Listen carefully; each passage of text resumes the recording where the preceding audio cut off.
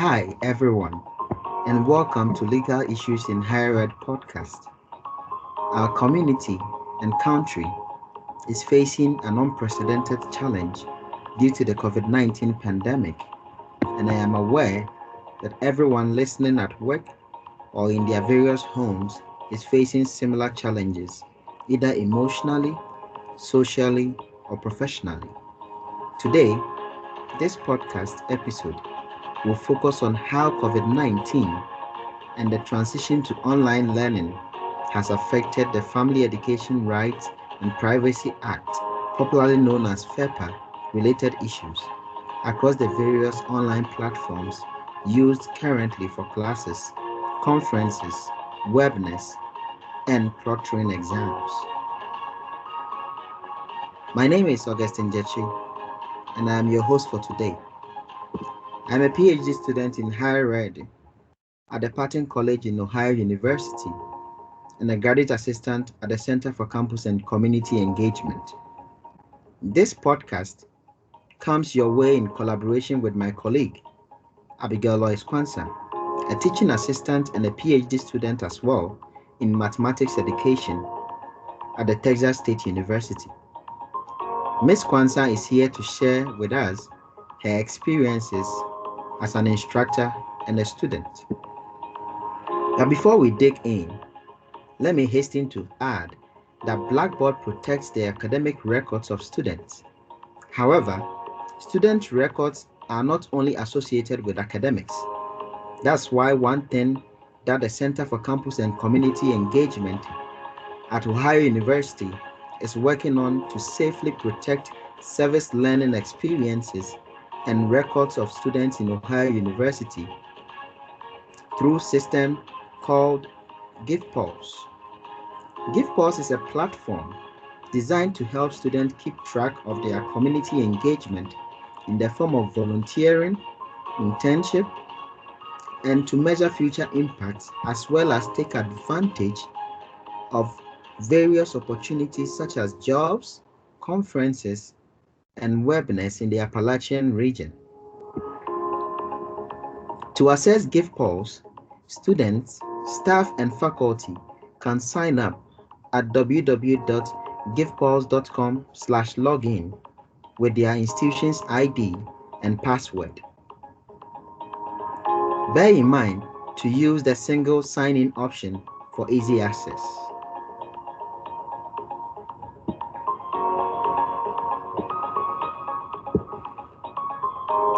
Now, let's talk briefly about FEPA. Are you ever concerned about your student records? Do you feel uncomfortable using any of these online platforms during this pandemic? This is where FEPA comes in and why this podcast is beneficial to you. The Family Educational Rights and Privacy Act of 1974, popularly known as FEPA, is a federal law that protects the privacy of students' educational records, including those with disabilities. If you are concerned about your transcripts, social security numbers, students' ID numbers, and personally identifiable information known as PII, worry no more because FEPA got you covered. And I am here to lead you to the comfortable part. Records that are not considered harmful or an invasion of privacy if disclosed, also known as directory information, are not protected under FEPA and may be disclosed to third parties unless the eligible student has notified the school in writing that he or she does not want this information to be disclosed. One interesting part is that FEPA does not only apply to higher education but to all schools, from the elementary through to the post-secondary, and any local or state educational agency that receive funds under any program administered by the Secretary of Education. Did you know that FEPA gives parents certain rights concerning their children's education records at educational institutions to which FEPA applies? However, These rights are transferred to the student when eligible, that is, at the age of 18 or when they enter college. Without much ado, Abigail and I will get to it. All right, Abby, thank you for accepting to be with us today on this episode of the Legal Issues in Higher Ed podcast. It is good to connect with you once again. I may have skipped this in the introduction, but Abigail is an alumnus from the mathematics department at Ohio University, where she began her teaching career. Abigail, how is the weather in Texas treating you? Do you ever miss Ohio? Of course, I miss Ohio a lot, especially the uncertainty of the weather. Anyways, Texas isn't so bad. The place is beautiful and the people are welcoming. So I guess my transition has been amazing. I can imagine. Anyways, are you ready to tackle some of the possible FERPA related issues we are currently facing due to the online learning platforms most higher education institutions have adopted? Yeah, sure. Let me first of all thank you, Augustine, for having me on this episode of Legal Issues in the Higher Education podcast. I must admit the pandemic has taken a great toll on institutions with the abrupt transition from in-person to online learning. This is because institutions, instructors, and students were not well prepared since the transition had to take place in the middle of the semester. As much as institutions have put in many possible measures to make online learning run smoothly, there still appears to be certain challenges that will not be necessarily what we'll go into today though. However, these challenges pose need to be critically analyzed to make sure they do not breach the rules of the Family Educational Rights and Privacy Act, which we commonly call it as FEPA. Now, let's look at some rights that FEPA grants to students. This will help us tell if the many different software used for online learning influence or affect these students' rights. Under FEPA, students have the right to inspect their educational records, demand educational records be disclosed only with student consent, amend educational records, file complaints against the school for disclosing educational records in violation of FEPA. Eligible students must provide a signed and dated written consent from an educational institution which can disclose educational records to a third party unless an exception to this general consent requirement applies. Moving forward, we can tell that these software programs become the third party here. Therefore, if for any reason students' records slip into the hands of this third party, let's say through a software hack, then we can say that FEPA has been breached. I hope this enlightens us about the relationship we are trying to establish between FEPA and online learning. Wow, this is really deep. Thank you, Abigail, for the broad overview on these issues. But to make the layman comprehend what we are going to discuss today, I'll be throwing some scenarios in the air so we elaborate on how FERPA responds to these scenarios.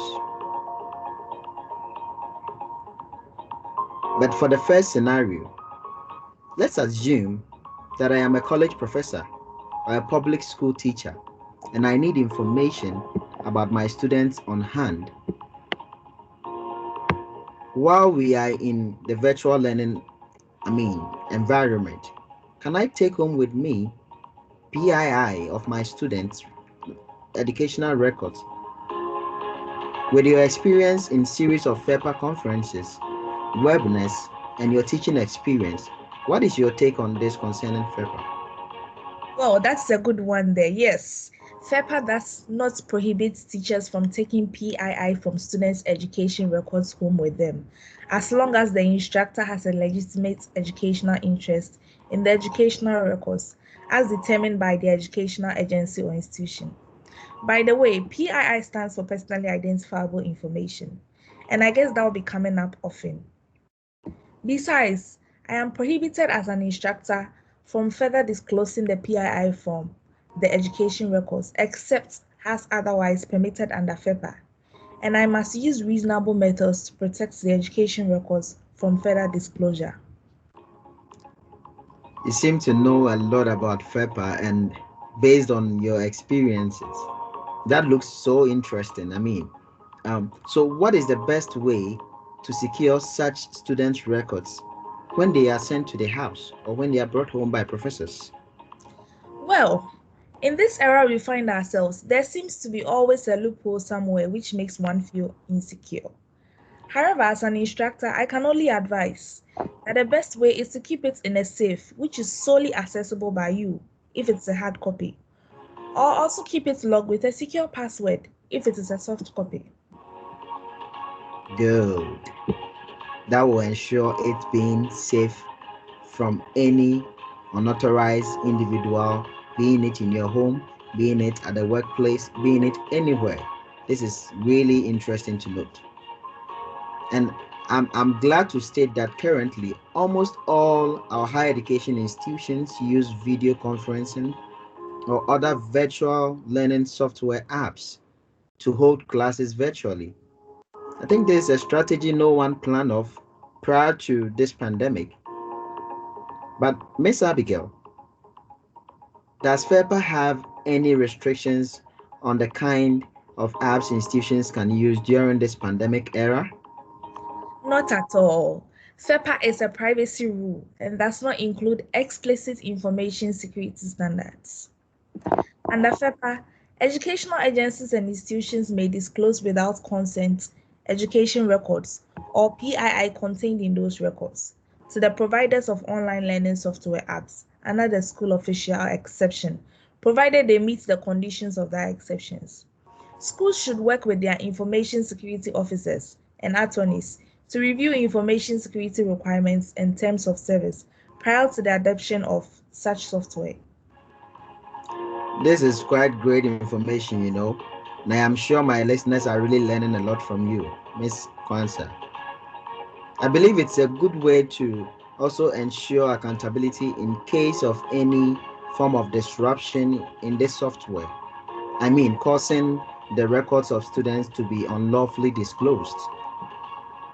Okay, Abigail, before we move to the next scenario for discussion, let's touch on a few things concerning this virtual software. What would be the situation if the personal computer or office computer of the instructor is hacked whilst using one of these learning softwares in the middle of the class, which leads to the disclosure of students' records? How does FEPA come in on this one? Well, I must say, this is where accountability is very crucial. The institutions also must have a responsibility to adhere to when it comes to students' records.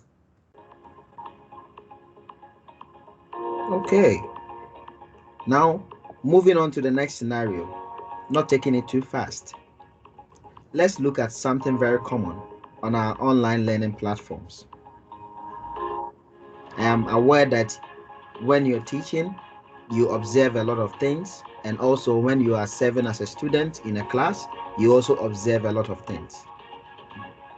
But can non-students observe a virtual lesson? What information about students might be disclosed during the virtual classroom time? Well, assuming that during the virtual lesson, where PII from students' education records is not disclosed, then FEPA will not prohibit a non-student from observing the lesson. The Directory Information Exception permits certain PII from education records that an educational agency or institution has designated as directory information to be disclosed during classroom instruction to students who are enrolled in and attending a class. The directory information exception may not be used to opt out of disclosures of a student's name, identifier, or institutional email address in a class in which the student is enrolled in. Oh. To add to what you just said, Ms. Kwanzaa, I believe as a best practice, educational agencies and institutions should discourage non-students from observing virtual classrooms in the event that PII from a student's education record is in fact disclosed in such virtual classrooms. Schools may also wish to include instructions for students participating in the virtual classroom regarding not sharing or recording any PII from educational records that may be disclosed in the virtual classroom, or to obtain prior written consent to permit any such sharing of PII from educational records.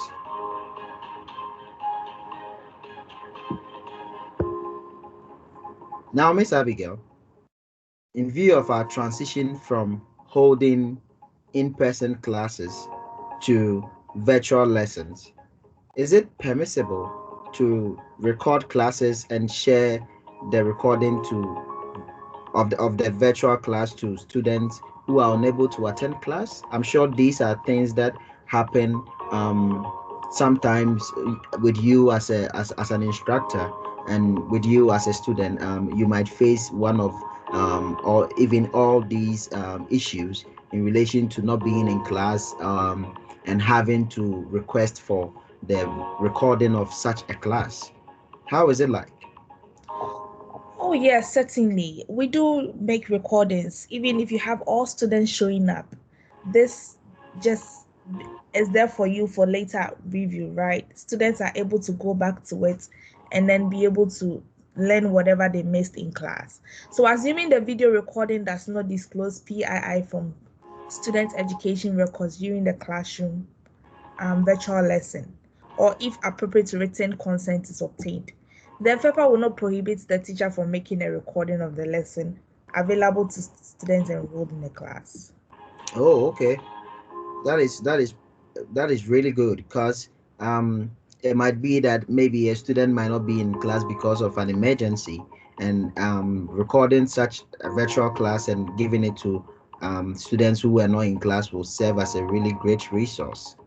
Okay, so I think in higher education institutions, they require that students come in to sign consent forms for disclosure of their educational records. I'm sure this is so, right? Yes, that's Okay, right. okay. So, with schools closed down due to COVID-19, of which we didn't plan for, institutions are unable to have students come in. So, is it okay to obtain consents using electronic means? Indeed, that is right. FEPA permits electronic consent. A signed and dated written consent under FEPA must specify the records that may be disclosed, state the purpose of the disclosure, and identify the party or class of parties to whom the disclosure may be made, and may include a record and signature in electronic form that identifies and authenticates a particular person as the source of the electronic consent and indicates such person's approval of the information contained in the electronic consent. That is so cool. I am sure right now my listeners will be very glad, because it's making things so easier for them. You know, so looking at how the COVID cases are shooting up across the country, and people staying safe by observing the COVID protocols. Under FEPA, Miss Abigail, can an educational institution disclose the status and the name of a student who has COVID to parents of other students in the school when the student in question has been out of the school during the entire period of possible transmission? Well, it depends, but generally, yes. On a Okay. condition that the information is in a non-personally identifiable form, okay? The educational agency or institution must make a reasonable determination that a student's identity is not personally identifiable, whether through single or multiple releases, and taking into account other reasonably available information. And this can be found in section 34 under subsection 99.31. If an educational agency or institution discloses information about students in non-personally identifiable form, then consent by parents or eligible students generally is not needed under FEPA. Oh, okay. That is way new, and I think it's a really good sort of information, because the disclosure of someone's name would be a breach, and they're not disclosing any form of information about that specific student. It's so superb and so perfect. Okay, so I think FEPA is doing a great job. FEPA is doing like students more good, and it's helping institutions kind of be in that line or that comfortable part that I was talking about from the beginning. Thank you very much once again, Miss Kwanzaa, for being with us today on this episode of Legal Issues in Higher Ed podcast. It's been such a pleasure having you on the show. You're welcome. That's right. So when are you planning on visiting Ohio again? Hopefully, let's say this summer. Oh, okay. We'll be expecting you. Um, Now, to everyone that has made it this far, I believe it was worth it. Don't you feel like you can even quote sentences from FEPA? I know this has been a very educative episode. Once again, my name is Augustine. Tune in to more exciting episodes of Legal Issues in Higher Ed podcast on www.legalissuesinhighered.com, and I may come your way again to unlock more mysteries in law and higher education. Thank you so much for listening. Stay safe. See you same time, same place next week. Bye bye.